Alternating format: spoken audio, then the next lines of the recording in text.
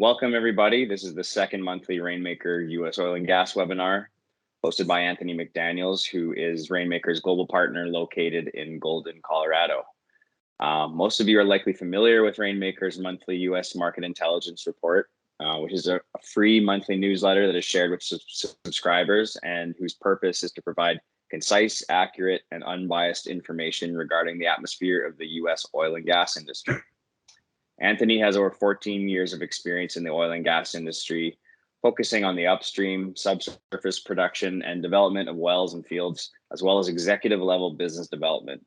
He holds a degree in petroleum engineering and holds professional engineering licenses in multiple US states. He's also a US military veteran and serial entrepreneur, having started several businesses both inside and outside the energy industry, and serving in advisory and board positions with other organizations, ranging from retail, real estate, and the general energy sector. The objective of today's webinar is to present some of the key developments from the US oil and gas sector from the past month, and to supplement these stories with additional insights from Anthony, which will help our readers understand some of the implications of these developments. If you guys have any questions throughout the webinar, please write them in our chat box or raise your hand. Anthony will do his best to answer them as they come. And also, if everyone could please mute their mics for the first part here. And without further ado, please welcome Rainmaker's global partner, Anthony McDaniels. Thank you, Casey. Appreciate that. So we'll just start off with the big one, peak oil. You know, history can teach us a lot about a lot. If nothing else, it teaches us about human nature. And if you study the history of the oil industry, its demise has been predicted at somewhat of a healthy frequency every couple of decades or so. We're going to run out, or it's not going to be needed anymore. Little factoid of history is the first time they estimated the demise of the oil industry was in the late 1800s. Like, that's not too long into the oil industry history. Essentially what happened was, as soon as Edison's electric light came onto the scene, everybody said, oh, look at that. All that kerosene, they're not going to need anymore. The oil industry is going to die. It's over. That's it. What does Rockefeller do? He asked his engineers and his chemists to figure out other ways to use hydrocarbons. What do they come up with that they used to throw away into the river? This thing called gasoline. And then the internal combustion engine shows up. So I would like to say that if we look through the guise of history at all, and the human nature is always very prejudiced against what can and can't happen, what's going to go not to happen, but it's always based on what they've seen happen up till that point, right? Of course, if you did not see the internal combustion engine coming, lack of kerosene demand for electric light would say oil industry is gone. But the fact remains that a barrel of oil has now over 6,000 uses. It's the most useful commodity in the world. So when people start talking about peak oil, as in, I mean, not even 15 years ago, it was peak oil on the supply side. We're going to run out. And that conversation has happened over and over again in the oil industry's history at regular frequency as well. We're going to run out. Why? Because everything they produced with the technologies up until that point was starting to run out. But nobody ever anticipates new technologies. And it's not that you need to be Nostradamus. You just have to understand the trend of human history is that everybody makes these assumptions based on what's happened to that point. And it's not that you need to predict what exactly the new technology is going to be, but to assume that there won't be some new developments that you did not see coming up until that point that's going to change your perspective on, are we going to run out? Are we going to need it anymore? All this other stuff. Well, that's naive. You got to study history a little bit. And so I'll dive into a little bit here to kind of quantify a little bit what I'm talking about. So the big keynote graph from our intelligence report was this one. Wow, look at that. Look at those renewables. Man, look at all that electrical generation. Isn't that amazing? Man, they could be real. Well, they are real, but to assume that they're going to supplant and totally replace is naive. And it's all based on just studying history. We can also go to this other graph of total US energy consumption by source, and we see that renewables are only 12%, of which almost a quarter is hydroelectric. So why the big difference? Well, because this one is electrical generation, and this one is total energy consumption. This means trucks, cars, liquids, gasoline, diesel, all this. This is probably a more important graph to look at. It might make for a good headline in the narrative to see that renewables are making such immense gains, but the physics are the physics and the engineering is the engineering. This rise does not happen without this rise in natural gas. Coal is being displaced because natural gas is becoming more cost effective. You cannot have a single megawatt of renewable capacity without an equivalent megawatt of base load backup. That base load backup is generally going to be found in coal, gas, or nuclear plants. Because essentially, you can't effectively storage large scale electricity. And the physics of it don't even make sense, right? So people can hem and haw and, oh, look at this. I mean, electric cars were supposed to displace the internal combustion engine in the early 1900s. They didn't. Am I going to say that electric cars are a bad idea? I'm not going to say that because they aren't an entirely bad idea. What is a bad way of thinking is to think that they're just going to electricity generated from renewables is going to be this massive just takeover. Hydrocarbons won't be used anymore. Again, a barrel of oil has over 6,000 identified uses as of today. And at the end of the day, what we really have to understand here is, and as an engineer by trade, electricity is not, in the way I say it, you know, and some scientists might come, oh, no, that's not right. But I like to boil it down to simplistic mentalities. Electricity to me is not energy, it's the movement of energy. And by its very nature, it's not meant to be stored. You can put it in a little battery to start your car. But if you want to store energy to, you know, power a city, move a freight liner, this is not a battery the size of the state of Wyoming, because that's also known as a bomb. So what we have to understand here is that we are making divestitures away from conventional energy and investments into newer energies. And those newer energies are going to play a part, just like every energy transition in history. But I would like it to be known as well that if you study history, energy transitions don't occur, at least they don't occur very well, through government decree or programs or subsidies. They occur through what makes sense in the free market, right? So if you understand that if 1 megawatt of renewable generation, when I say renewables here, I'm talking about the ones that everybody gets all excited about, like wind turbines, solar panels, and stuff like this, stuff that's intermittent by nature. Okay, if you had even 1 cent per kilowatt hour, if that even costs 1 cent per kilowatt hour, it's still going to add 1 cent per kilowatt hour on top of your electrical costs, because those are supplements to the electrical grid. Why are they supplements? Because they can't handle base load. And until you can effectively store electricity, which is probably not the nature of electricity at all to be stored in high quantities. So you have to know that something has to be storable and on demand to make all this happen. And if we look at this, it is like pretty impressive. Okay, I'll say, yeah. And the biggest component of this growth was in wind. But again, you can't have you can't just put up wind farms as far as the eye can see and all of a sudden you don't need baseload power plants. That is not the case. Generally, you put them up to harness energy, which in and of itself is not a bad idea to add energy to the grid. Unfortunately, these are generally in fairly remote areas because nobody wants to live in the midst of a wind farm. You can't even really have anything you can use the land for in a wind farm. It's the vibrations that they make, the maintenance that they need. They're enormous, so it's kind of the only use for that land is the wind turbines, right?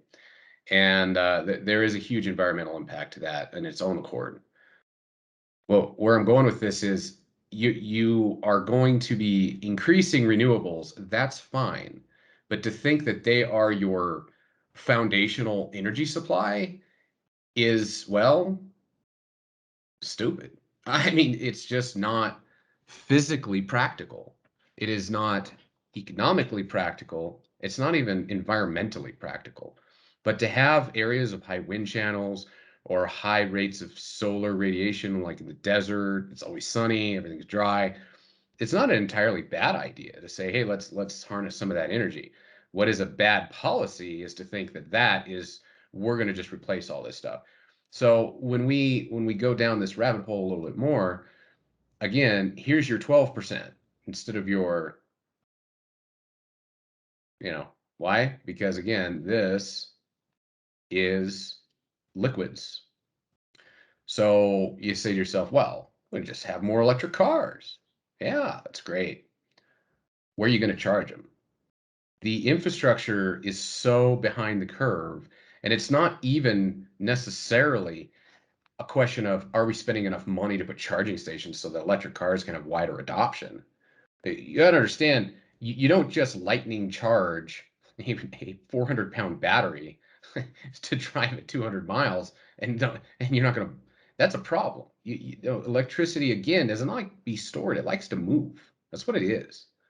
If you want to see a lot of electricity in action, just look what happens in a lightning storm. It builds, and then pop. That's what electricity is.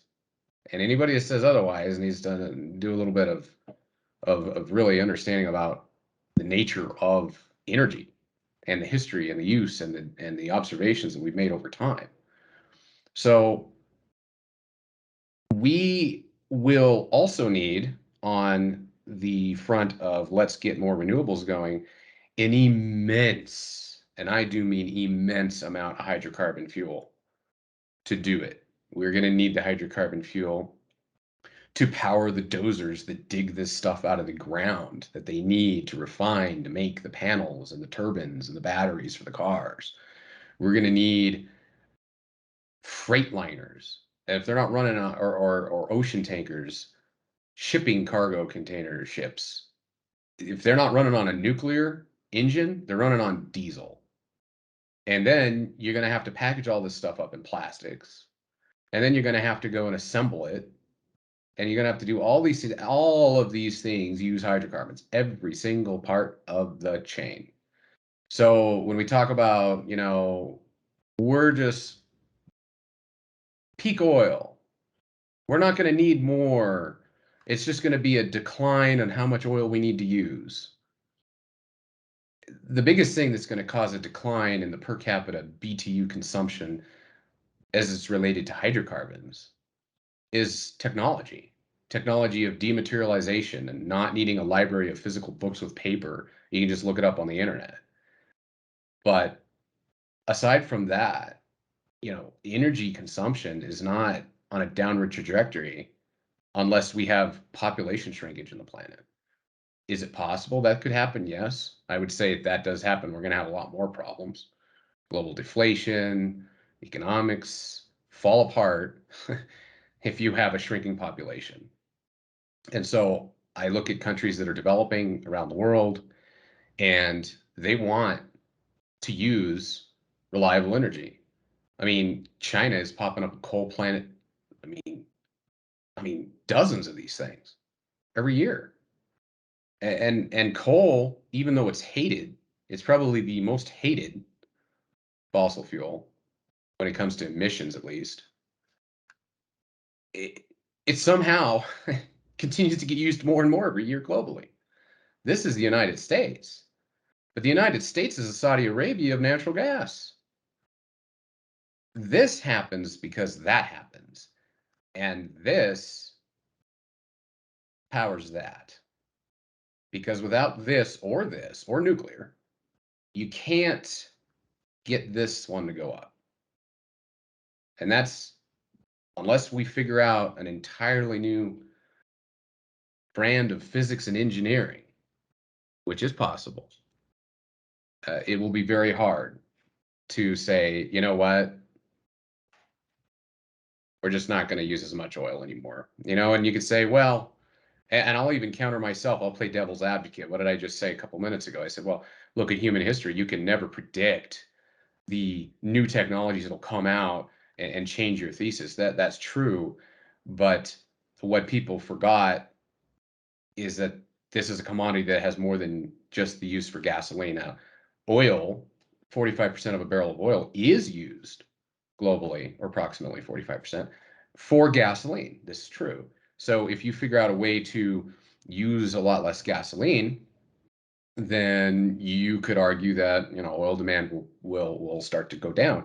But the only way you get there is to put in thousands and tens of thousands of charging stations all over for these electric cars.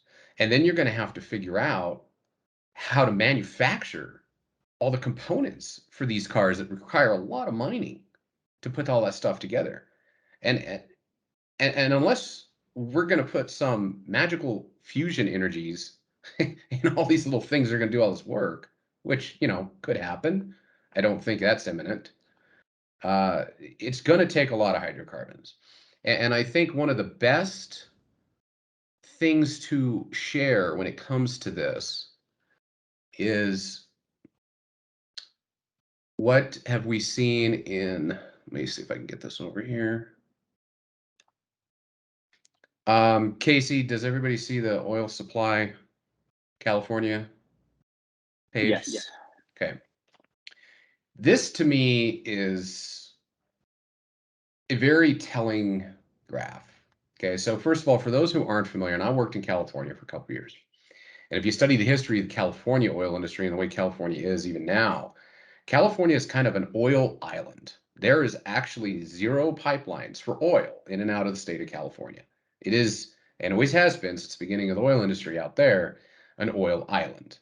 So the crude supply sources to California is largely representative of what California is consuming. They don't really export anything because, in little bits and pieces, yes, but this is really also a picture of, and this is from the California Energy Commission, okay?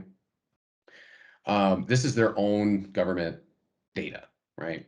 And we see this graph going back to 1984 up to 2020, and we all know what happened in 2020. So that big down spike is an explainable anomaly. But up until that point, while there is a slight trend down, there's a couple of other things that are more important to point out. One, California and US that's helping feed California is going down. Foreign is growing immensely.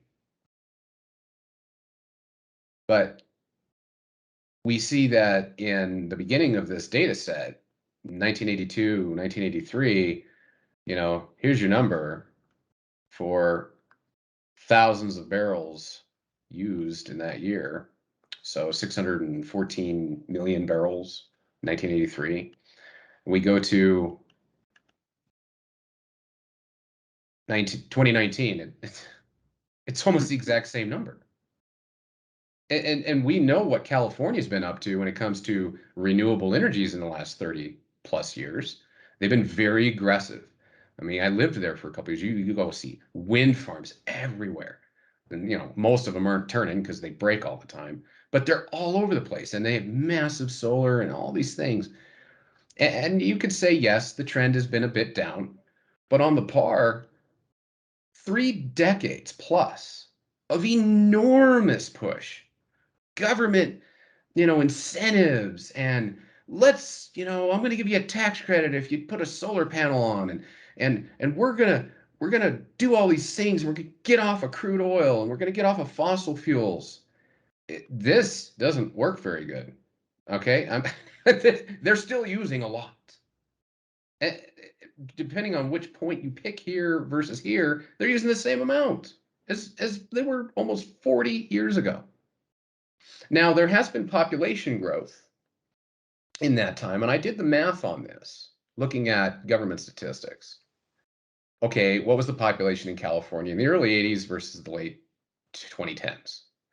But then I also realized that there's been a lot of fuel efficiency gains between the early 1980s and the late 2010s.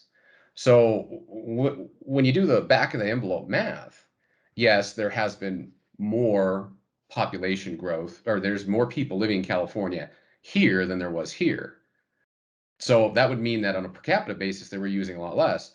But over the same period of time, fuel efficiency gains in the average miles per gallon per car have pretty much washed that out.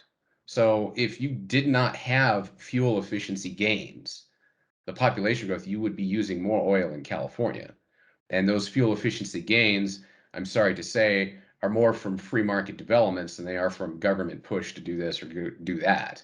I mean, it's from better materials. It's from computer chips in cars. It's using aluminum instead of steel for the bodies, and all these other things we're doing in the free market, figuring out lighter, stronger materials, more intelligent vehicles that aren't as inefficient.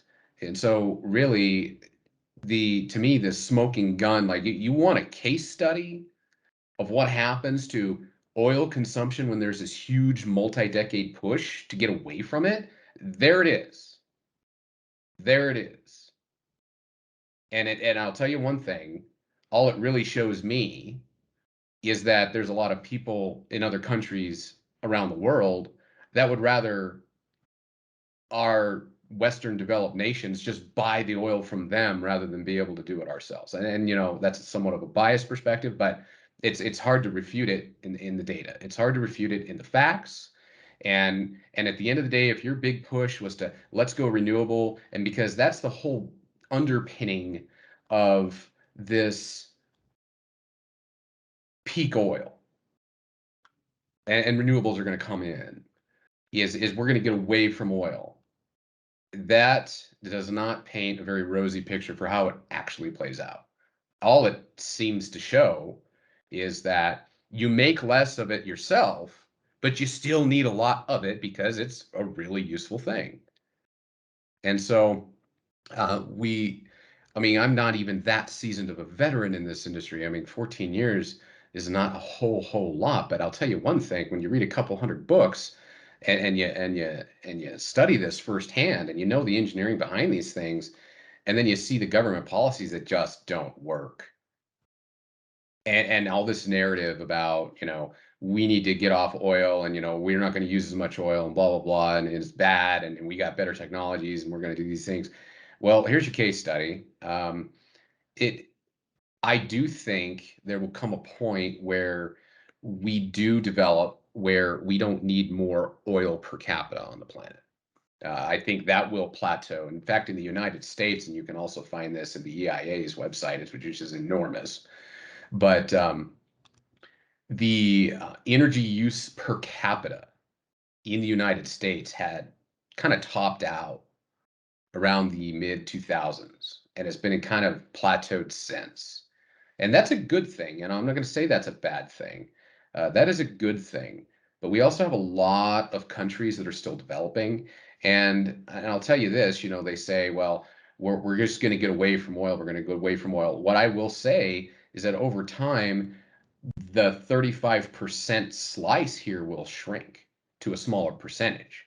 But that doesn't necessarily mean that there's less demand for the volume that we're going to need. I guess where I'm going with this is right now the globe, outside of 2020, approximately was using up until 2019 around 100 million barrels a day, give or take. Right, that was pretty much the global energy consumption of oil every day, 100 million barrels a day. All right. Do I think that we're going to be using 70 million barrels a day on this planet in 20 or 30 years? Absolutely not. Do I think that the oil demand per capita as countries that are developed become more technologically sophisticated, do I think that will top out or even go down? Definitely possible. But we're continuing to grow our populations globally. We're continuing to industrialize countries that did not get there when we did. And all of these factors, and even the renewables push, is going to create a huge demand for a commodity that has over 6,000 identified uses. Whether it's for actual combustion or for some, some product, some physical plastic or, material, it's going to be used in all of the things that we do. And, coal has been around for a lot longer as far as how we've been using it as a society. And this 10% might seem pretty small, but if you look at coal usage globally, tons per year, or whatever metric you want to use to measure it, you don't think that it is not enormously dwarfing the coal usage in the 1800s globally? Of course it is. I mean, so as a percentage of energy usage and even a per capita, it might be less than it was, but we still use a lot. And before coal, wood was the primary dense energy source. Wood. Do we still use wood? Of course we do. Do we use more wood globally than we ever did in history, even though it used to be the primary fuel? Yeah, and a whole lot of it. So this whole thing of oil energy is just a thing of the past and it needs to die and all these things and it's going to die and peak demand. I just don't buy any of it. I buy that we are going to continue to evolve. I buy that we are going to have less per capita usage of fossil fuels in the more developed nations. I also buy that other things are going to take up bigger pieces of the pie, but I don't buy that it's going to die. I mean, because like I said, wood still used a lot, and now that percentage may not be big. If you look at the volume of wood we're using now versus a couple hundred years ago, it's enormous. So we are probably going to use petroleum for some degree or another, whether it be for power generation, whether it be for transportation, or whatever it be for. We will use hydrocarbons well into the future. And it's just because everything we used even before the modern era, we still use. And I think that's actually a testament to people at large over time, is that they do want to figure out how to get all these different things, add it all up. It's all piece of the equation. That's a good thing. So, natural gas just 50, 60 years ago, this wasn't 34%, not even close. We didn't have enough of it developed by then. So we will see this pie evolve over time on percentages. What that doesn't mean is it doesn't mean that we're going to just not use one of them anymore. Because the ones that have been around even before the modern era, we're still using. And I don't see any reason why that would change. So with that, I'll pause. I could go on and on and on, but we are under a time thing, and there's a couple other ones that I wanted to address. So I'll pause right now, and if anybody has any questions on everything that I'm rambling on about. Yeah, thanks, Anthony. I have a few questions here. The first one I was going to ask was back to your first point when you were discussing different types of baseload and supplemental energy, and sort of talking about renewable energy and solar panels and wind turbines being sort of supplemental energy, not baseload. And I know geothermal is a very, very tiny component of the overall renewable energy mix, but would that be considered a baseload power? And do you think that it has potential to gain market share in terms of a power source for renewables in the U.S.? That is a great question, Casey. And I will say I would think that geothermal, if harvested properly, could be a baseload power source because the core of the earth is running all the time. And it's just how do you harness it, right? Historically, what we've done is we've gone into these geothermal anomaly areas. Like it's just hotter. There's hot springs everywhere and stuff like this. And we drill these ginormous holes, massive boreholes, all the way down. So what we can do with that is put a bunch of water down there and it gets a contact area. These are vertical holes.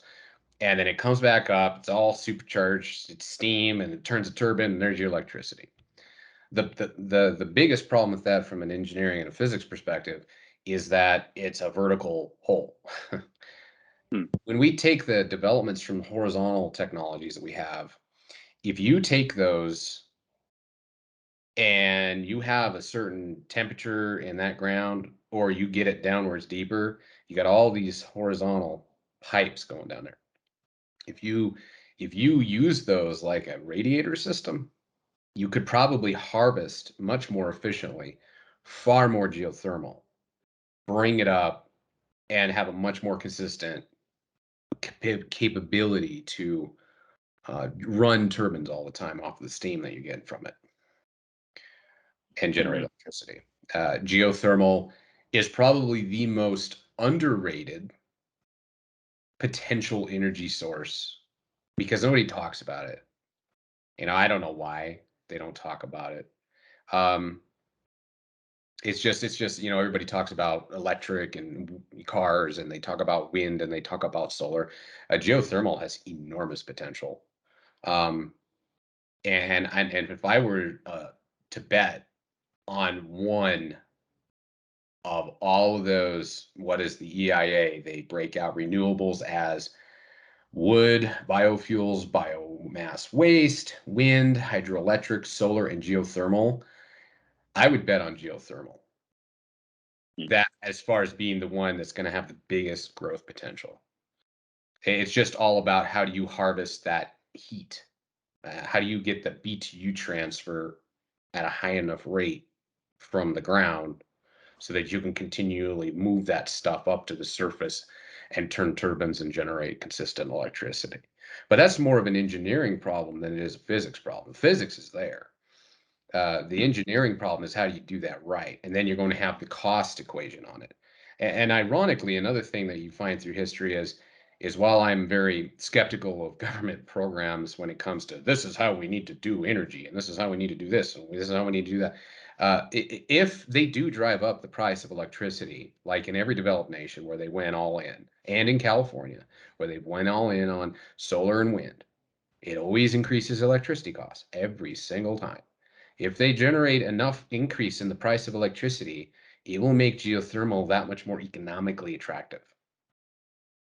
So in the process of trying to move away from something towards something else, it might pave the way for this other thing. So I don't even think that all this stuff is bad. That's why I said, I think it's good that we're seeing these things come up. Just understand what they are and what they're not. Yeah, and I guess in reference to that particular point, how is burning wood considered a renewable? I mean, I guess because you can grow back a forest and then burn it again. It boggles my mind that 18% of the renewable energy in the U.S. is from burning wood, and that's somehow added to that statistic. They like to punch renewable.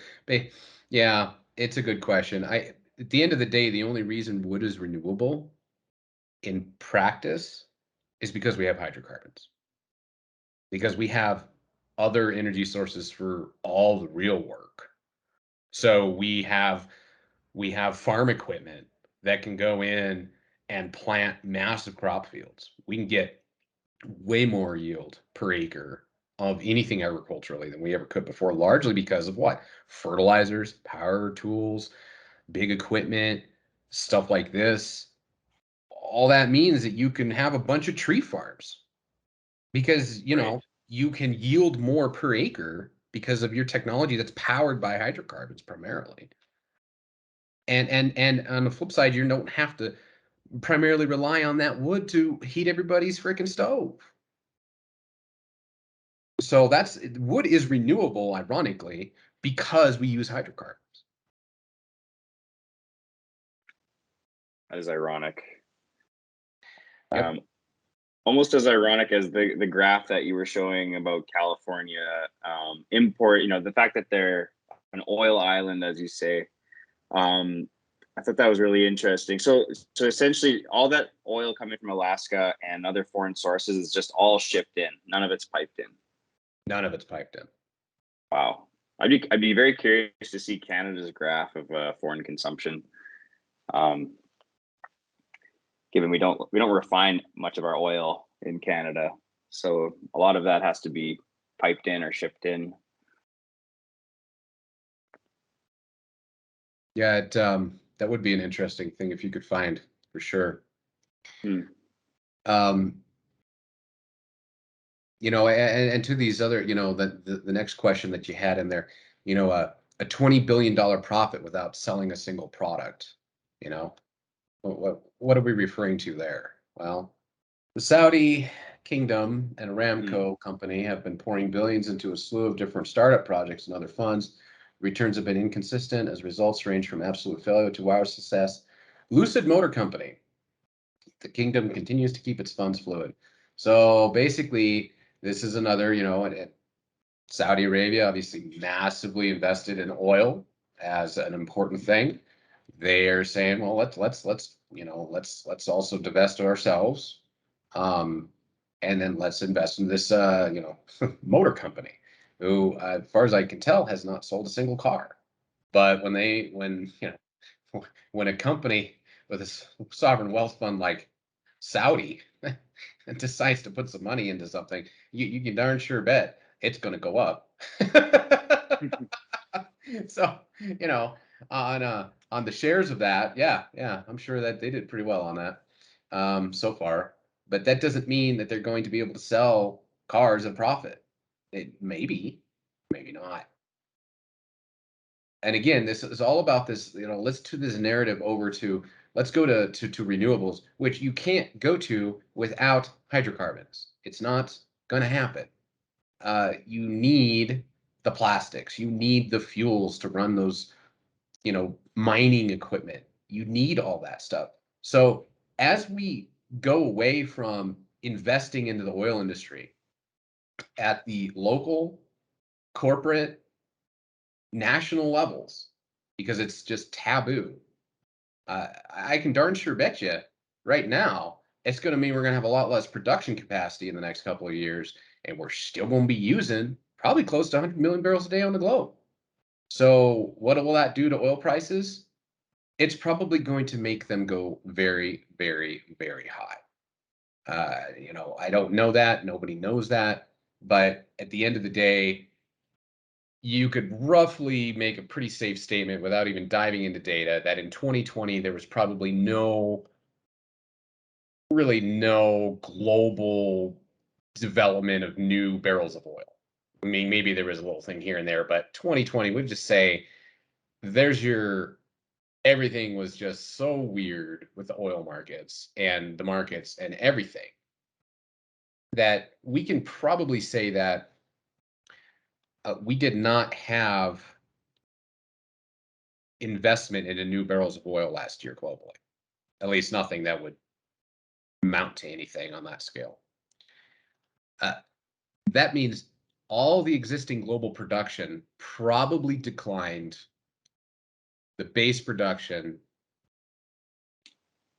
over a 15-month period, let's say from March of 2020 to June of 21.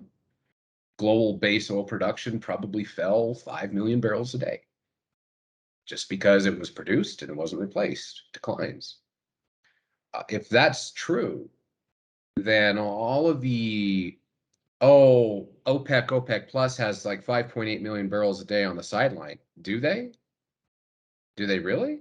Now, if they turned everything back on, you'd certainly see a big surge going in. But how long would that last? I don't really think OPEC and OPEC Plus has 5.8 million barrels a day on the sideline. Maybe they think they do. Maybe they don't think they do. but, Mhm. but it probably was lost on just producing the wells. I mean, even during the height of the pandemic, Goldman Sachs still estimated the globe needed more than 70 million barrels of oil a day. That's a lot of oil per day. I mean, it's a lot less, and it was a huge demand shock real quick than the 100 or 105 million barrels a day that was right before that demand globally. But even with a good chunk of the planet not wanting to drive very much, you still needed 70 million barrels of oil a day. And another point that I would like to mention as well is while things like the internet and technology, and we're all here talking, we didn't have to get on a plane and go meet and this and that. Electricity consumption because of internet utilization is going through the roof. In fact, they did a study, I think it was out of the UK a couple years ago, that you you don't need to use as much energy or materials or whatever to write an email as to send a physical letter. This is true. But human behavior shows that doesn't mean you use less, it means you use more. That's what they found. So you might have only wrote a couple of physical letters a month. You might write 10 emails in 2 hours. Each one of those needs to be sent over the internet, uses electricity, and all that electricity demand because of internet usage is going to continue to fuel the need to power that electrical grid. And you got to basically back every single megawatt up. If it's not base load already, you're going to have something backing it up. So it all goes back to the same point. I just I see these things happening, and these could be good developments, but to think that global oil usage demand is going to somehow just go off a cliff and into the hinterlands of history in the next 2-3 decades, it's extremely naive. It's not understanding the dynamics that put all this stuff together and how it all works, and the simple reality that if you want all those renewables, you're going to have to use oil to make them, manufacture them, back them up in the form of gas or coal or nuclear. So it's, and as we're going to use more and more electricity. That is pretty obvious. Even in developed nations, we're going to use more and more electricity because everything's going to be more tied in. So we're going to need every sort of energy source. We just need to know what things are fit for this purpose or that purpose, and which ones fit better over there. What do you think, Anthony, about Biden recently coming out and telling Saudi Arabia to start pumping more oil, start producing to ramp up production at the same time as they're canceling projects all over the U.S.? Yeah, I think what it is all of us in our cushy Western developed countries have this real big NIMBY problem. Not in my backyard. Mm-hmm. They don't even want a wind farm too close to a development area, right? They don't want things they want all these things, but they want in their backyard. And they can sit up there and politically posture like, yeah, we're gonna get off oil, and we're gonna do all these things. And what do I think about when Biden says that? I think the graph I showed you of California over the last almost 40 years is what that is in reality. That's what it is. It's a joke, Right. but that's what it is. They just don't want it here. But that's fine. But you want to pay more for it, that's fine. You want to have more instability to everything you do, sovereign, because you rely on other people. I mean, it's just a big old nest of, stupidity. And, it sounds good to people. We're going to get off oil. We're going to clean all this stuff up. And as soon as you have a problem, you ask for the oil from the other people. And the other issue too is, and what they're really missing here, their main concern is gasoline prices, right? Because they know that's going to screw up elections, right? Like, hey, You got in office and now it costs me $200 to fill in my tank. That's a problem, right? The irony is that the last time gasoline prices were this high, oil was closer to $100 a barrel. So what's the problem? It's more than just oil. Like the reasons that go into why gasoline is so expensive, which is why Biden basically said, hey, produce more oil. The reasons gasoline are expensive are many reasons. Oil is a big cost input for sure, but the refiners got all messed up with this whole COVID thing. And there was a lot of stuff going on. But the other thing that you've had a massive surge in corn prices. What do we put in? A lot of gasoline, almost all of the gasoline in this country, ethanol. And a lot of that input costs comes from grain prices. So if you want gasoline prices to go down, you can reduce the ethanol requirements. That would be the easiest thing you could do right now. It might piss off some farmers in Iowa, but you can reduce the ethanol quota requirements and you would have a drop in gasoline prices very quickly.